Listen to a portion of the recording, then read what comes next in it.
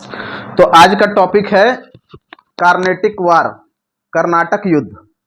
और ये कर्नाटक युद्ध जो है ये ब्रिटेन के तरफ से भारत में ईस्ट इंडिया कंपनी और फ्रांस के तरफ से फ्रांसीसी ईस्ट इंडिया कंपनी के बीच में हुआ था। और कर्नाटक युद्ध जो है, 3 कर्नाटक युद्ध के बारे में हम लोग को जानना है जो एग्जाम का पॉइंट ऑफ व्यू से इंपॉर्टेंट है।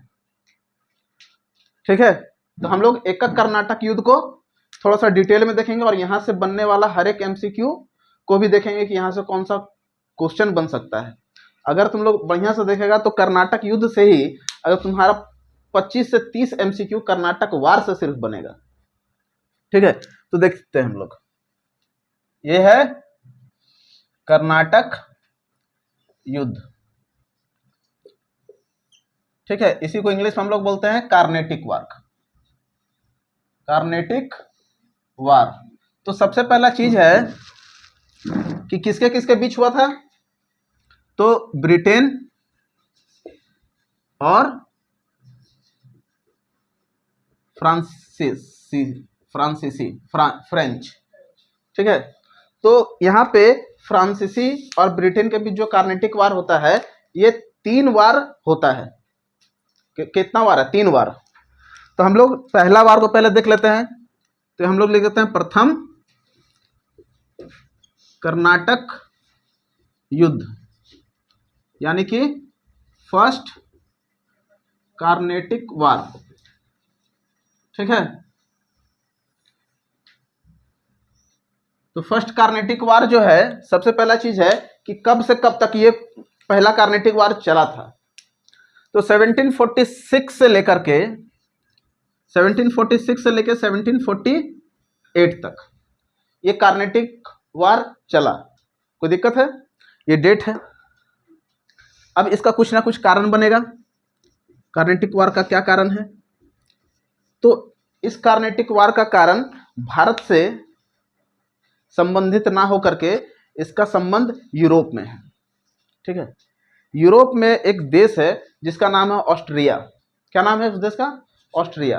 ऑस्ट्रिया का नाम सुना ही होगा। और ये ऑस्ट्रिया का राजा मर जाता है। अब ये जो दोनों देश है, ब्रिटेन और फ्रांस, ऑस्ट्रिया के उत्तराधिकारी के लिए लड़ाई करते हैं। कहाँ पे? यूरोप में।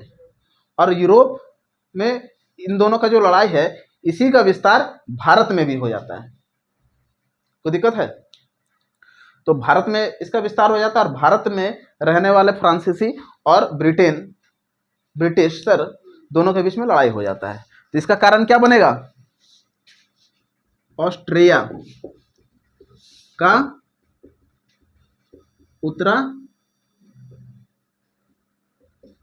उत्तराधिकारी का युद्ध। ये कहां पर है? यूरोप में। ठीक है, यूरोप में ये युद्ध स्टार्ट हुआ और ये युद्ध का विस्तार कहां हो गया? भारत में। इसका कारण भारत से नहीं है।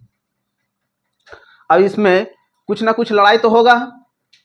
ठीक है, तो हम लोग देखते हैं 1746 में जब ये युद्ध स्टार्ट हुआ तो भारत में कौन सा लड़ाई लड़ा गया? उस लड़ाई का नाम क्या है? तो इस लड़ाई का नाम है सेंट टोमे। क्या नाम है? सेंट टोमे की लड़ाई। ठीक है, और ये सेंट टोमे की लड़ाई में क्या होता है कि फ्रांसीसी का जीत हो जाता है। किसका जीत हो गया? फ्रेंच जीत जाएगा और जो ब्रिटेन है भारत में वो हार जाएगा। ठीक है, अब ये कारण डेट हो गया कि कब हुआ है, कारण हो गया कि क्या कारण था उस युद्ध का। ये क्या है? तो लड़ाई कौन सा है? पहला कर्नेटिक वार में कौन सा लड़ाई हुआ था। अब इसमें और एक चीज हम लोग को जानना है कि इसका कौन सा ट्रीटी के तहत ये युद्ध समाप्त हुआ। तो यहाँ पे एक ट्रीटी होता है एक्स-ला-शापेल की संधि। ठीक है, ट्रीटी ऑफ एक्स-ला-शापेल। ये ट्रीटी कब हुआ है? 1748 में, और युद्ध इसी समय समाप्त हुआ है। ठीक है, तो 1748 में क्या होता है?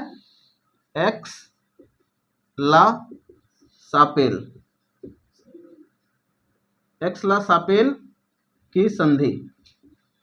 ठीक है, एक्स-ला-शापेल की संधि के तहत ये युद्ध समाप्त होता है और ये एक्स-ला-शापेल की संधि में बोला जाता है कि फ्रांसीसी का वर्चस्व जो है वो कर्नाटक में रहेगा। ठीक है, कर्नाटक को वो जीत लेता है। अब इसमें क्या बोला गया है कि फ्रेंच जो है, फ्रेंच का कर्नाटक में वर्चस्व। ठीक है, कोई दिक्कत है तो फिर से हम लोग रिपीट कर देते हैं। प्रथम कार्नेटिक वार जो है ये कब हुआ था, तो 1746 से लेकर 1748 तक। और इसका कारण क्या है, तो ऑस्ट्रिया में उत्तराधिकारी का युद्ध। और ये ऑस्ट्रिया कहाँ है, यूरोप में है। और इसी यूरोप में जो युद्ध हुआ है उसी का विस्तार भारत में भी हुआ है। अब देखिए 1746 में सेंट टोमे की लड़ाई होती है, इसका और एक नाम है अडियार। ठीक है, लेकिन सेंट टोमे जानो, सेंट टोमे की लड़ाई हुआ जिसमें फ्रेंच जो है जीत गया है और ब्रिटेन हार गया है। कोई दिक्कत है तो ओए थोड़ा ला तो कपड़ा। तो ये हो गया। और 1748 में एक्स-ला-शापेल के संधि के तहत ये युद्ध समाप्त होता है जिसमें फ्रेंच का जो है वर्चस्व वो कर्नाटक में रहता है। कहाँ पे इसका वर्चस्व रहेगा, कर्नाटक में। अब हम लोग जाएंगे दूसरा कार्नेटिक वार की तरफ। आप लोग इसका स्क्रीनशॉट ले लीजिए, हम लोग मिटाते हैं और हम लोग नहीं करो, ठीक है। और हम लोग दूसरा कार्नेटिक वार देखेंगे। तो चलिए इसको हम लोग मिटा देते हैं। आप लोग इसका स्क्रीनशॉट ले लिए होंगे तो इसको मिटा देते हैं।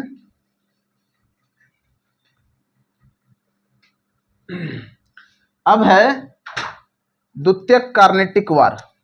ठीक है, दूसरा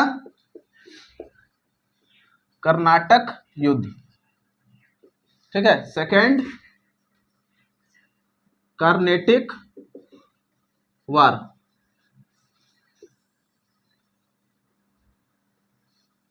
ये है दूसरा कार्नेटिक वार। तो सबसे पहले हम लोग क्या देखेंगे, ये कब घटित हुआ था, उसके बाद देखेंगे इसका कारण क्या है, उसके बाद हम लोग क्या देखेंगे तो इसमें लड़ाई कौन सा हुआ और इसमें संधि कौन सा है।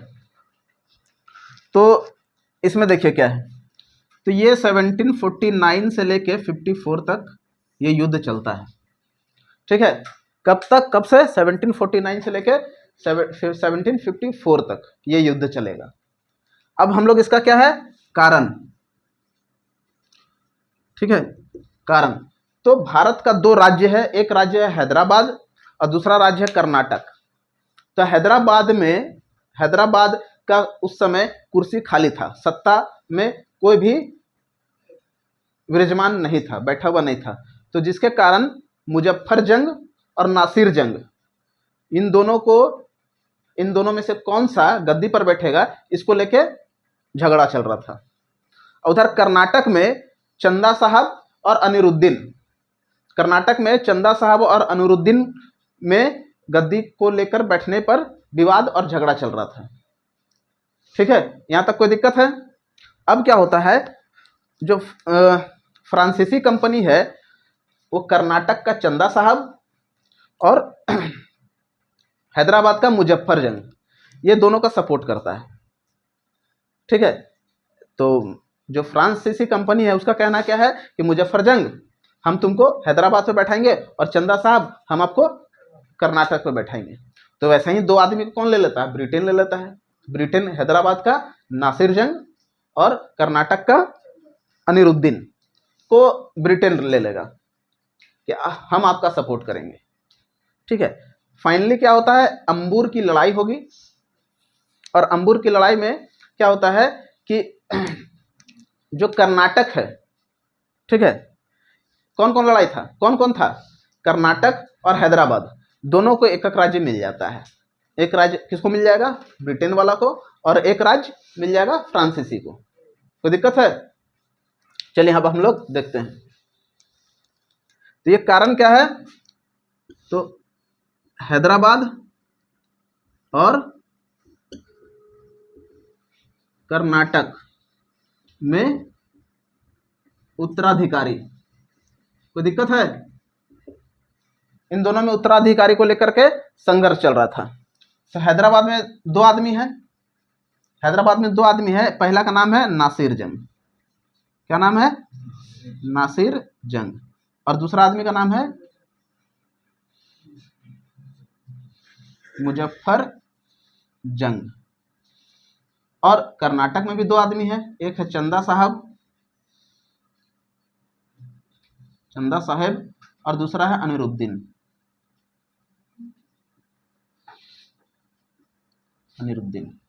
अब यहां पे क्या होगा, तो मुजफ्फरजंग और चंदा साहब, इसको जो है फ्रेंच का सपोर्ट मिलता है, कोई दिक्कत है। और नासिर जंग और अनिरुद्दीन, इसको जो है ब्रिटेन का सपोर्ट मिलता है, ठीक है, मतलब ईस्ट इंडिया कंपनी का सपोर्ट। कोई दिक्कत है, बोलिए फटाक से। कोई दिक्कत नहीं है। अब यहां पे क्या होता है, एक अंबुर की लड़ाई होगी, इसको बनाना है ऐसा ही एकदम डिटो, तब दिमाग में रहे कि कौन किसके साथ है कौन किसके साथ नहीं, क्योंकि यहाँ पे चार नाम है और चार नाम होने के कारण यहाँ पे क्या हो सकता है, तो दिक्कत हो सकता है। अब यहाँ पे होता है अंबुर की लड़ाई, ठीक है, अंबुर की लड़ाई।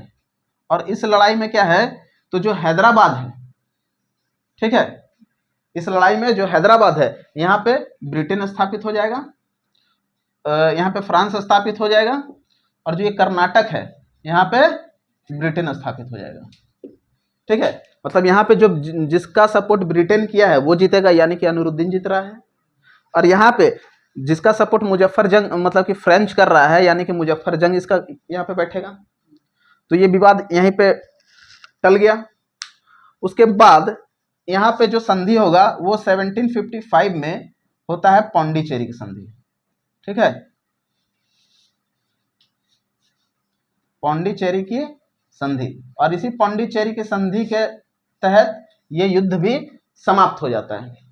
अब हम लोग पढ़ेंगे तृतीय कर्नाटक युद्ध, तीसरा कर्नाटक युद्ध, थर्ड कार्नेटिक वार। तो उसमें भी हम लोग सेम चीज चलेंगे। तो देखिए, थर्ड कार्नेटिक वार का जो भी संबंध है वो भी भारत से नहीं है, वो यूरोप में चल रहा सप्तवर्षीय युद्ध से है, ठीक है, जो कि 1756 में स्टार्ट होता है और 63 तक वो समाप्त होता है। तो जो सप्तवर्षीय युद्ध में शामिल था यूरोप में फ्रांस और ब्रिटेन दोनों, ठीक है, और भी बहुत सारा देश है, लेकिन यूरोप और फ्रांस का जो लड़ाई है उसका विस्तार भारत में भी हो जाता है, ठीक है। और ये पहला लड़ाई और दूसरा लड़ाई तक, फर्स्ट लड़ाई और दूसरा लड़ाई तक, तो फ्रांस के तरफ से कौन लड़ाई कर रहा है, तो फ्रांस के तरफ से लड़ेगा डुप्ले। कौन लड़ेगा? डुप्ले, ठीक है। तो जब तक फ्रांस का लड़ाई डुप्ले लड़ रहा था तब तक फ्रांस का स्थिति भारत में मजबूत था, ठीक है। लेकिन जब फ्रांसीसी सरकार को लगा कि डुप्ले के आने से भारत में बहुत ज़्यादा झगड़ा हो रहा है, बहुत ज़्यादा आर्थिक समस्या आ रहा है, फाइनेंशियल प्रॉब्लम आ रहा है, क्योंकि जब जब झगड़ा होगा तो जाहिर सी बात है कि वहाँ पे पैसा खर्चा ज़्यादा होगा, ठीक है, बंदूक का खर्चा होगा, उस समय का जो भी वेपन्स होता था उसका खर्चा होगा। तो उसको लगता था कि डुप्ले के वजह से क्या हो रहा है, बहुत ज़्यादा आर्थिक स्थिति खराब हो रहा है हम लोग का, इसलिए डुप्ले को बुला लिया जाता है। तो जब डुप्ले को बुला लिया जाता है तो उसके स्थान पे किसी को तो भेजेगा, तो उसके स्थान पे भेजता है लाली, काउंट डी लाली को, ठीक है। किसको भेजेगा? काउंट डी लाली। अब ये लाली को ब्रिटेन का एक सेनापति है, और सेनापति का नाम है आयरकुट, हाँ, और आयरकुट जो है इजली वे में लाली को हरा देता है, ठीक है। अब इजली वे में जब लाली को हरा देता है तो यूरोप में एक संधि होता है 1763 में, जिसका नाम होता है पेरिस की संधि, ट्रीटी ऑफ पेरिस। और इसी पेरिस के संधि के तहत भारत में भी इसका युद्ध समाप्त हो जाता है। और अगर कार्नेटिक वार में फ्रांस जीता होता, ऐसे तो कार्नेटिक वार में हार गया है फ्रांस, और फ्रांस का वर्चस्व भी भारत में राजनीतिक रूप से समाप्त हो गया, लेकिन व्यापार कर सकता है अभी भी, लेकिन राजनीति मतलब वो अपना साम्राज्य का विस्तार नहीं कर सकता है, कोई भी स्टेट से टैक्स वसूल नहीं कर सकता है, तो ठीक है। तो अगर कार्नेटिक वार, कर्नाटक युद्ध में अगर ब्रिटेन के स्थान पे अगर फ्रांस का जीत होता तो आज का सिनेरियो, आज मतलब कि उसके बाद का जो आज़ादी का सिनेरियो था हम लोग का, वो कुछ अलग होता। हम लोग ब्रिटेन से ना लड़ करके हम लोग फ्रांस से लड़ते, क्योंकि उस फिर बंगाल में जो बाद में साम्राज्य का विस्तार करता अपना फ्रांस, प्लासी और बक्सर के युद्ध के बाद, तो वो विस्तार वो नहीं कर पाता ब्रिटेन। क्यों? क्योंकि उसी को एक व्यापारिक कंपनी के रूप में रहने के लिए मजबूर कर दिया जाता है पेरिस के संधि के तहत। लेकिन पेरिस के संधि के तहत किसको मजबूर किया गया? फ्रांस को मजबूर किया कि आप जो है अपना साम्राज्य का विस्तार और राजनीतिक विस्तार भारत में नहीं कर सकते हैं। तो इसको हम लोग फटाक से मिटाते हैं और थर्ड कार्नेटिक वार को बोर्ड में पढ़ते हैं। आप लोग इसका स्क्रीनशॉट ले लीजिए, ठीक है? हम लोग 1 मिनट का समय देते हैं, ले लीजिए। तो अब हम लोग देखेंगे, बोर्ड मिटा चुके हैं, अब हम लोग देखेंगे थर्ड कार्नेटिक वार। और थर्ड कार्नेटिक वार क्या था, कैसे था, हम लोग इससे पहले भी तुरंत समझा चुके हैं। तो देखते हैं हम लोग तीसरा कर्नाटक युद्ध, ठीक है? इसको थर्ड कार्नेटिक वार भी बोला जाता है। और ये थर्ड कार्नेटिक वार, सबसे पहला चीज कब क्या जानना है कि कब से कब तक हुआ था। तो 1758 से लेके 63 तक, कब तक? 63 तक हुआ है। अब हम लोग इसका देखेंगे क्या कारण, जैसे कि पहले देख रहे थे। तो कारण क्या है? यूरोप में सप्तवर्षीय युद्ध, यूरोप में सप्तवर्षीय युद्ध, इसका विस्तार भारत में, ठीक है? और ये यूरोप का जो सप्तवर्षीय युद्ध है, ये कब से कब तक चलता है? तो 1756 से लेकर 63 तक, यह है सप्तवर्षीय युद्ध का समय काल, ठीक है? अब इसमें क्या होता है, तो इसमें पहला पॉइंट जो है वो है कि डुप्ले को फ्रांस वापस बुला लिया गया है। और डुप्ले जो है, डुप्ले क्या था? तो फर्स्ट, ठीक है, फर्स्ट एंड सेकेंड कार्नेटिक वार में था, ठीक है? कार्नेटिक वार में इसका था, लेकिन इसके बाद क्या हुआ? तो डुप्ले को वापस बुला लिया गया, ठीक है? वापस बुला लिया गया और इसके जगह पे किसको भेज दिया? लाली को, काउंट डी लाली को, ठीक है?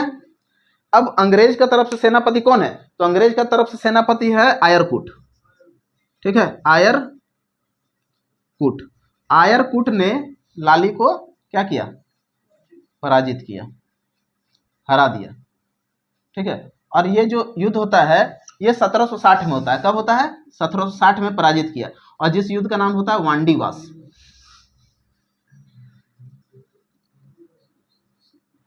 तो 1760 में वांडीवास का युद्ध हुआ और आयरकूट ने लाली को हरा दिया। और जैसे ही 1763 में यूरोप में सप्तवर्षीय युद्ध समाप्त होता है, वैसा ही वहां पे एक पेरिस का संधि होता है, और उसी पेरिस के संधि को इसका भी संधि माना जाता है। तो यहाँ पे 1763 में क्या हुआ? पेरिस की संधि। कोई दिक्कत है? पेरिस की संधि। और इसी पेरिस की संधि के तहत क्या हुआ? इसी पेरिस के संधि के तहत ये भारत में जो थर्ड कार्नेटिक वार है, ये भी युद्ध यहाँ भी समाप्त हो जाता है। और इसमें क्या होता है? तो जो फ्रेंच है, मतलब फ्रांसीसी कंपनी, ये क्या होता है? मात्र एक व्यापारिक कंपनी बन के रह जाती है, ठीक है?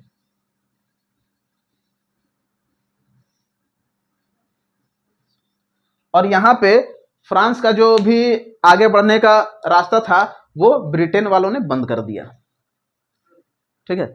यही इसी संधि से फ्रांस का जो आगे बढ़ने का कारण था वो बंद हो गया। तो यहाँ से हम लोग इसका आप लोग स्क्रीनशॉट ले लीजिए पहले, चलिए ले लिए होंगे। यहाँ से जो क्वेश्चन बनेगा ये किस तरह का क्वेश्चन होगा? तो प्रथम कार्नेटिक वार कब से कब तक हुआ? ABCD दे देगा ऑप्शन। कारण से पूछ सकता है, कौन सा संधि हुआ, क्या युद्ध हुआ। सेकंड कार्नेटिक वार में यहाँ से इसका दायरा थोड़ा बड़ा है, तो समय कब से कब हुआ, क्या कारण था। उसके बाद इसमें पूछ सकता है क्या? तो हैदराबाद में किन दो व्यक्तियों के बीच में उत्तराधिकारी का संघर्ष चल रहा था, नाम दे देगा। या कर्नाटक में सेम क्वेश्चन पूछ सकता है, थोड़ा सा घुमा के भी पूछ सकता है।